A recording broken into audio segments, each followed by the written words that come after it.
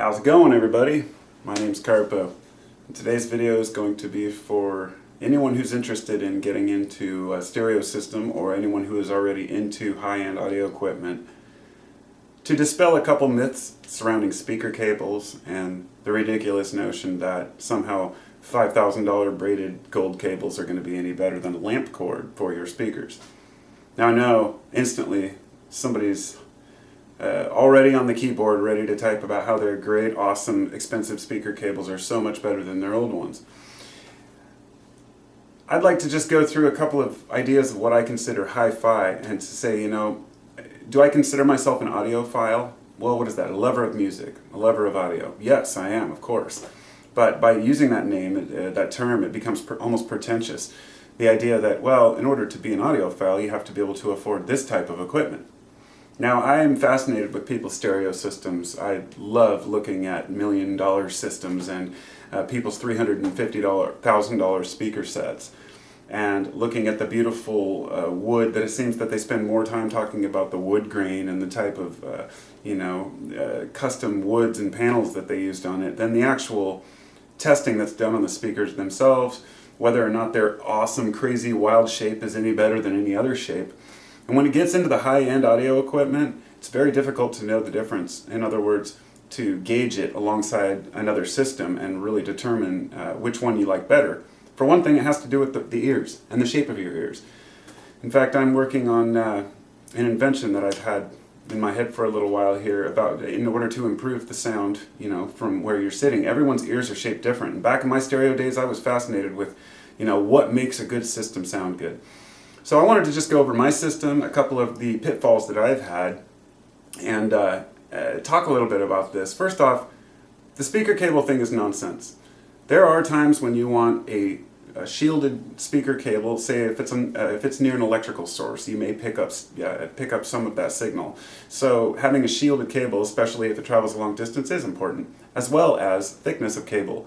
So you've got 12 gauge up to 24 gauge, let's say, and of course it goes lower.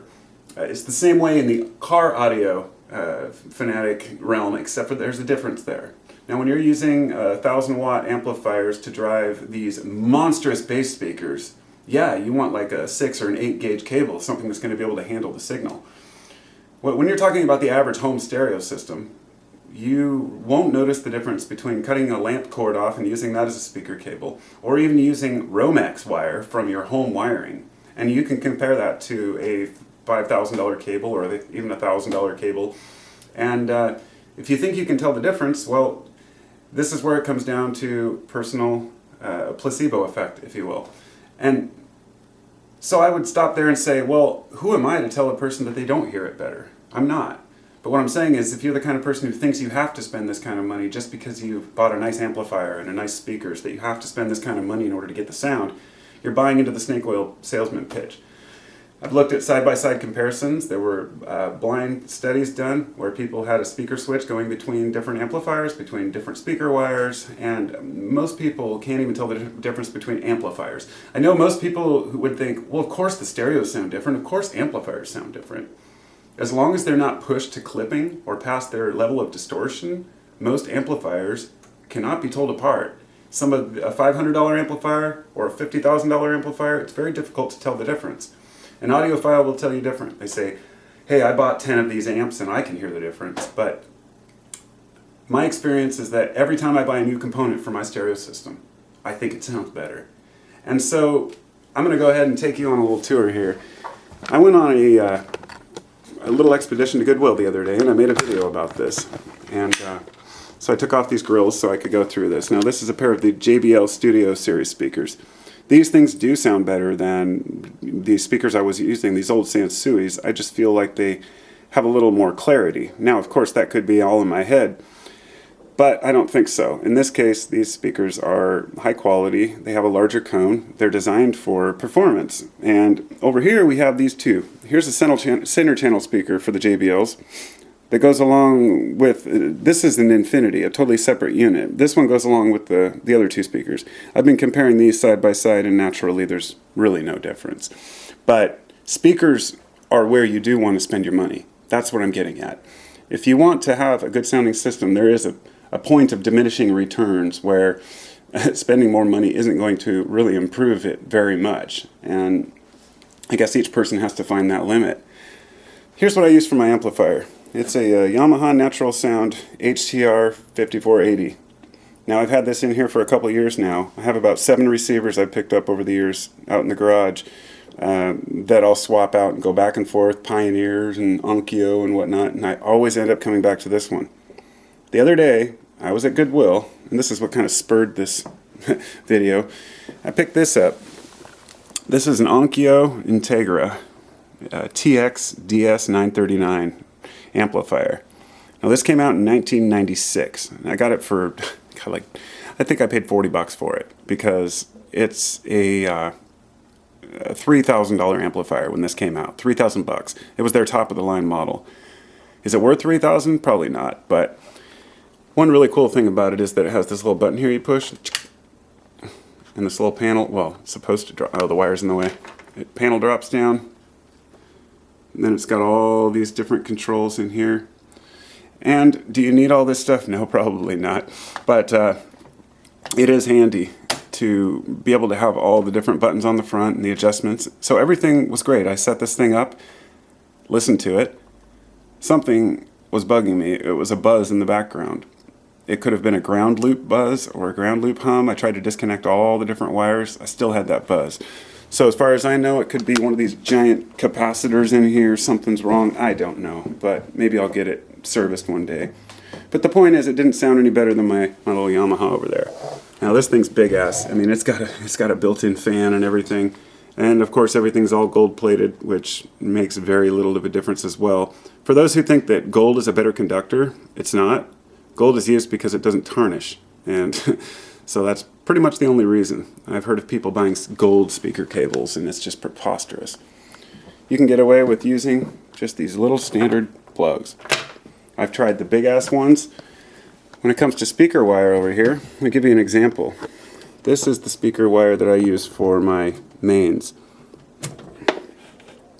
This is a Monster Cat, Monster Cable Z1R reference series. I bought this on a closeout at I think it was Circuit City, like a couple decades ago. This stuff was on closeout for like $10 for like a 30 feet of it or something, so I bought it. Would I ever buy that like new? No. But I used it because I had it. And I was always under the impression, well, thicker must be better. Of course, this is what I'm using for my surround speakers, so it really doesn't matter. So, my point being, comparing the different types of wires, I don't see much of a difference. I don't see much of a benefit to spending a lot more. What gauge do I use? I'm using 14 gauge because I want to have it at least somewhat balanced in the middle. I mean, there is a limit, and especially if you're driving larger speakers or bass, speaker cables start to matter. But this here is my turntable. It's my Yamaha P750, and it's funny because I picked this up for I think $20 at Goodwill years ago, and it's still a highly desirable turntable. It has a nice straight tone arm, which is kind of unique to this model. And it has a very heavy platter. It's a hefty unit. I guess the only downside is it does pick up some vibration when there's a lot of bass, but you can avoid that when you just keep it farther away from the sub. So yes, I got my reel-to-reel and my tape player and my CD player and mixers and all a variety of different stuff, but I won't get into that. I really just wanted to talk about the idea that spending more money on a unit because, it costs more is really a ludicrous reason to do so. So let me get this up here on this tripod. That's just my opinion, of course. And individual results may vary. I think of buying fancy speaker cables as similar to buying a fancy car. I was going to compare it to a sports car, but sports car performance is different, of course. You buy it for the speed. But let's just say a luxury car compared to, a Honda or a station wagon from, the 80s. Say they're both well kept, then they'll both run forever as long as they're taken care of. The difference is that in one you're in luxury and people look at you and you can show off your car, and it's the same with speaker cables. you can say, well, this sounds better, I feel better about it, look how much money I've spent. You can go on the forums talking about how much you've spent on these various units, and it does seem like a price point comparison for a lot of people. It doesn't seem to be showing off how good it sounds, because I think most audiophiles know that you can only get to a certain level of sound. In fact, I think one of the most hilarious things that I've found watching videos of some of these people is these are guys with a lot of money and no brains. And I don't mean any offense to all audiophiles. No, I'm talking about some of the ones I've seen in these videos who have a $200,000, $300,000 setup. And they have it in this little room with no soundproofing, no wall treatment, nothing. It's just open walls where everything just echoes and bounces around. And it's like, anybody who's tested audio, equipment knows that you have to spend as much time setting up your baffles and getting the sound just right. It's not about just the speakers. You can't just pile a bunch of speakers in an empty room and say, all right, this sounds great. So it's kind of funny. It's like kind of watching some of these dudes that are like clueless about the room situation, but they have a lot of money to spend, so they buy all this equipment. And if it sounds good to you, then it sounds good to you. I mean, who am I to say? People will always waste money on things. I guess it's because most of us know that, we'll never have the money to buy something like that, nor would we want to if we did. What we want to get is maximum sound for the money that you're spending, right? Yesterday when I came back, I went to the dentist and I came back and I sat down, hooked my other amp back up because that one was buzzing, turned it on, cranked it up, put on Queen, Bohemian Rhapsody, sat there with my eyes closed with the 5 channels set up, and like had tears in my eyes by the end. It was so good, it was so crisp, it just sounded so clear. That's where it's at right there. It's the music itself. My stuff may look funky. It doesn't matter to me. I've got broken hinges and a scratched up dust cover and all that. It doesn't matter. What matters is the sound. So don't bother wasting money on speaker cables. Buy a decent amp if that's something you want to do. Put the money into the speakers though. That's where the sound's really at. But resistance, impedance, all that is just fine with any regular lamp cord. So. Scientifically, yes, there may be a very, very, very tiny difference, but it's likely not audible. So I guess if you spent $500,000 on your system, then sure, it's probably worth spending $1,000 on speaker cables, maybe. To each his own, right? Anyhow, just my thoughts. Talk to y'all later. That's my stereo stuff.